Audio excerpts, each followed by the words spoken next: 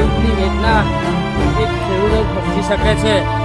જે મીડિયાવાળા જૂઠી ખબરો અને બીજું બધું અવરા ખબરો તો બહુ બધી છાપી દેતી હશે, પણ આ ખેડૂતનો પાક કેટલો નિષ્ફળ ગયેલો છે આ વરસાદના કારણે, એ કોઈ દાડો મીડિયામાં નહીં આવે મારા વાળા. તો મીડિયાવાળાને મારી એટલી તો વિનંતી છે કે સરકારને થોડી અપીલ કરીને થોડું વળતર મળે તો ખેડૂત માટે બહુ સારું રહેશે મારા વાળા. કેમ કે અત્યારે બહુ પરિસ્થિતિ ખરાબ થઈ ગઈ છે. એક દોરો હાથમાં આવે એવું લાગતો નથી. ટોટલી પાણી ભરાઈ ગયું છે. જોવા કેટલું પાણી સાગરમાંથી નીકળે, પૂરા દાયડા થપથપી ગયા છે પાણીથી. શું કરવાનું?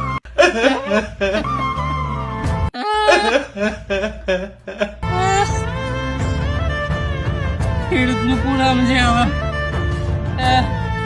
4 મહિનાની મહેનતમાં પાતલ પડી ગઈ. ભગવાન ચૂલ્યા કરી પણ મારો એ રૂપિયા તું કશું કરતો નથી. दुख का खत्म नहीं होता बे. 25,000 ચૂલ્યા મારો